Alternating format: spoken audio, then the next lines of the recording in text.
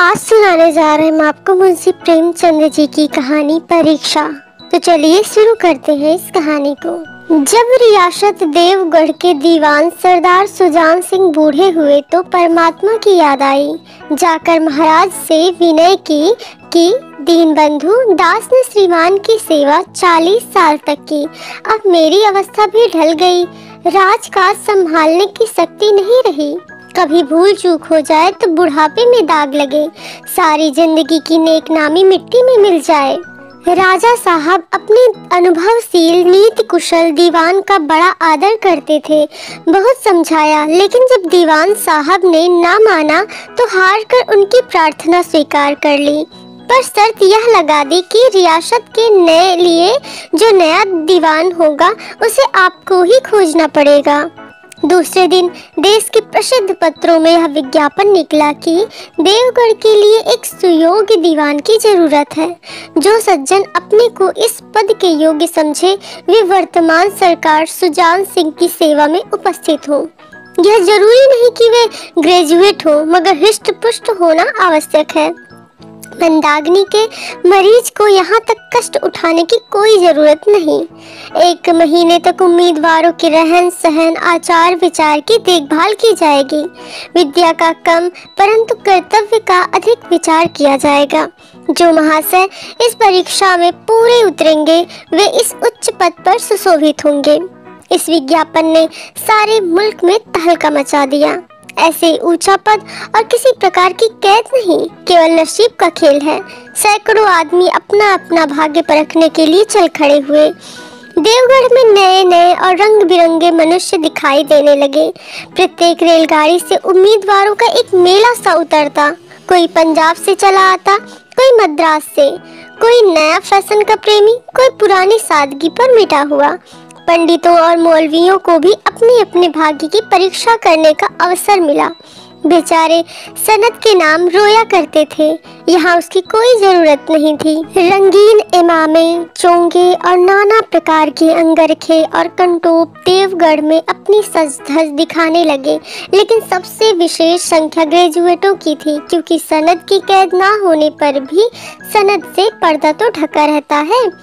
सरदार सुजान सिंह ने इन महानुभावों के आदर सत्कार का बड़ा अच्छा प्रबंध कर दिया था। लोग अपने अपने कमरों में बैठे हुए रोजदार मुसलमानों की तरह महीने के दिन गिना करते थे। हर एक मनुष्य अपने जीवन को अपनी बुद्धि के अनुसार अच्छे रूप में दिखाने की कोशिश करता था। मिस्टर आ 9 बजे दिन तक सोया करते थे। आजकल वे बगीचे में टहलते हुए उषा का दर्शन करते थे। मिस्टर बा को हुक्का पीने की लत थी। आजकल बहुत रात गए किवाड़ बंद करके अंधेरे में सिगार पीते थे। मिस्टर दास सा और जा से उनके घरों पर नौकरों की नाक में दम था, लेकिन ये सज्जन आजकल आप और जनाब के बगैर नौकरों से बातचीत नहीं करते थे। महाशय का नास्तिक थे, हकसले के उपासक, मगर आजकल उनकी धर्मनिष्ठा देखकर मंदिर के पुजारी को पदच्युत हो जाने की शंका लगी रहती थी। मिस्टर ला को किताब से घृणा थी, परंतु आजकल वे बड़े बड़े ग्रंथ देखने पढ़ने में डूबे रहते थे। जिससे बात कीजिए वह नम्रता और सदाचार का देवता बना मालूम होता था। शर्मा जी घड़ी रात से ही वेद मंत्र पढ़ने में लगते थे और मौलवी साहब को नमाज और तलावत के सिवा और कोई काम न था। लोग समझते थे कि 1 महीने का झंझट है, किसी तरह काट ले, कहीं कार्य सिद्ध हो जाए तो कौन पूछता है। लेकिन मनुष्यों का वह बूढ़ा जौहरी आड़ में बैठा हुआ देख रहा था कि इन बगलों में हंस कहाँ छिपा हुआ है। एक दिन नए फैशन वालों को सूझी कि आपस में हॉकी का खेल हो जाए। यह प्रस्ताव हॉकी के मजे हुए खिलाड़ियों ने पेश किया। यह भी तो आखिर एक विद्या है, इसे क्यों छिपा रखें। संभव है कुछ हाथों की सफाई ही काम कर जाए। चलिए तय हो गया। फील्ड बनाई गई, खेल शुरू हो गया और गेंद किसी दफ्तर के अप्रेंटिस की तरह ठोकरे खाने लगा। रियायत देवगढ़ में यह खेल बिल्कुल निराली बात थी। पढ़े लिखे भले मानुस लोग शतरंज और ताश जैसे गंभीर खेल खेलते थे। दौड़ कूद के खेल बच्चों के खेल समझे जाते थे। खेल बड़े उत्साह से जारी था। धावे के लोग जब गेंद को लेकर तेजी से उड़ते तो ऐसा जान पड़ता था कि कोई लहर बढ़ती चली आती थी, लेकिन दूसरी ओर के खिलाड़ी इस बढ़ती हुई लहर को इस तरह रोक लेते थे कि मानो लोहे की दीवार है। संध्या तक यही धूमधाम रही। लोग पसीने से तर हो गए। खून की गर्मी आंख और चेहरे से झलक रही थी। हाँफते हाँफते बेदम हो गए, लेकिन हार जीत का निर्णय ना हो सका। अंधेरा हो गया। इस मैदान से जरा दूर हटकर एक नाला था, उस पर कोई पुल ना था। पथिकों को नाले से चलकर आना पड़ता था। खेल अभी बंद ही हुआ था और खिलाड़ी लोग बैठे दम ले ही रहे थे कि एक किसान अनाज से भरी हुई गाड़ी लिए हुए उस नाले में आया। लेकिन कुछ तो नाले में कीचड़ था और कुछ उसकी चढ़ाई इतनी ऊंची थी कि गाड़ी ऊपर ना चढ़ सकती थी। वह कभी बैलों को ललकारता, कभी पहिए को हाथ से ढकेलता, लेकिन बोझ अधिक था और बैल कमजोर। गाड़ी ऊपर को ना चढ़ती और चढ़ती भी तो कुछ दूर चढ़कर फिर खिसककर नीचे पहुंच जाती। किसान बार बार जोर लगाता और बार बार झुंझलाकर बैलों को मारता, लेकिन गाड़ी उभरने का नाम न लेती। बेचारा इधर उधर निराश होकर ताकता, मगर वहाँ कोई सहायक नजर न आता। गाड़ी को अकेले छोड़कर कहीं जा भी नहीं सकता। बड़ी आपत्ति में फंसा हुआ था। इसी बीच में खिलाड़ी हाथों में डंडे लिए घूमते घामते उधर से निकले। किसान ने उनकी तरफ सहमी हुई आंखों से देखा, परंतु किसी ने मदद मांगने का उसे साहस ही ना हुआ। खिलाड़ियों ने भी उसको देखा, मगर बंद आंखों से, जिनमें सहानुभूति ना थी। उनमें स्वार्थ था, मदद था, मगर उदारता और वात्सल्य का नाम भी ना था। लेकिन उसी समूह में एक ऐसा मनुष्य था जिसके हृदय में दया थी और साहस था। आज हॉकी खेलते हुए उसके पैरों में चोट लग गई थी। लंगड़ाता हुआ धीरे धीरे चला आता था। अकस्मात उसकी निगाह गाड़ी पर पड़ी। ठिठक गया। उसे किसान की सूरत देखते ही सब बातें ज्ञात हो गई। डंडा एक किनारे रख दिया, कोट उतार डाला और किसान के पास जाकर बोला, मैं तुम्हारी गाड़ी निकाल दूं? किसान ने देखा एक गठे हुए बदन का लंबा आदमी सामने खड़ा है। झुक कर बोला, हुजूर, मैं आपसे कैसे कहूँ?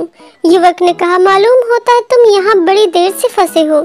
अच्छा, तुम गाड़ी पर जाकर बैठो, बैलों को साधो, मैं पहिए को ढकेलता हूँ। अभी गाड़ी ऊपर चढ़ जाती है। किसान गाड़ी पर जा बैठा। युवक ने पहिए को जोर लगाकर उकसाया। कीचड़ बहुत ज्यादा था।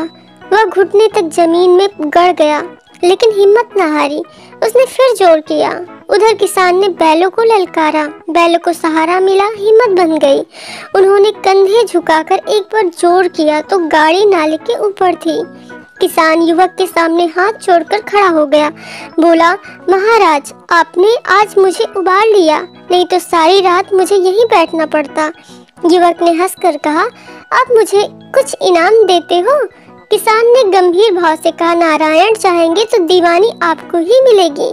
युवक ने किसान की तरफ गौर से देखा। उसके मन में एक संदेह हुआ, क्या यह सुजान सिंह तो नहीं है? आवाज मिलती है, चेहरा मोहरा भी वही। किसान ने भी उसकी ओर तीव्र दृष्टि से देखा। शायद उसके दिल के संदेह को भाप गया। मुस्कुरा कर बोला, गहरे पानी में बैठने से ही मोती मिलता है। निदान महीना पूरा हुआ, चुनाव का दिन आ पहुंचा। उम्मीदवार लोग प्रातः काल ही से अपनी किस्मत का फैसला सुनने के लिए उत्सुक थे। दिन काटना पहाड़ हो गया। प्रत्येक के चेहरे पर आशा और निराशा के रंग आते जाते थे। नहीं मालूम आज किसके नसीब जागेंगे, ना जाने किस पर लक्ष्मी की कृपा दृष्टि होगी। संध्या समय राजा साहब का दरबार सजाया गया। शहर के रईस और धनाढ्य लोग, राज्य के कर्मचारी और दरबारी तथा दीवानी के उम्मीदवारों का समूह, सब रंग बिरंगी सज धज बनाए दरबार में आ विराजे। उम्मीदवारों के कलेजे धड़क रहे थे जब सरदार सुजान सिंह ने खड़े होकर कहा, मेरे दीवानी के उम्मीदवार महाशयों, मैंने आप लोगों को जो कष्ट दिया है उसके लिए मुझे क्षमा कीजिए। इस पद के लिए ऐसे पुरुष की आवश्यकता थी जिसके हृदय में दया हो और साथ साथ आत्मबल। हृदय वह जो उदार हो, आत्मबल वह जो आपत्ति का वीरता के साथ सामना करे। और इस रियासत के सौभाग्य से हमें ऐसा पुरुष मिल गया। ऐसे गुण वाले संसार में कम हैं, और जो हैं वे कीर्ति और मान के शिखर पर बैठे हुए हैं। उन तक हमारी पहुंच नहीं। मैं रियासत के पंडित जानकीनाथ सा दीवान पाने पर बधाई देता हूँ। रियासत के कर्मचारियों और रईसों ने जानकीनाथ की तरफ देखा। उम्मीदवार दल की आंखें उधर उठी, मगर उन आंखों में सत्कार था, इन आंखों में ईर्ष्या। सरदार साहब ने फिर फरमाया, आप लोगों को यह स्वीकार करने में कोई आपत्ति ना होगी कि जो पुरुष स्वयं जख्मी होकर भी एक गरीब किसान की भरी हुई गाड़ी को दलदल से निकाल कर नाले के ऊपर चढ़ा दे, उसके हृदय में साहस, आत्मबल और उदारता का वास है। ऐसा आदमी गरीबों को कभी ना सतावेगा।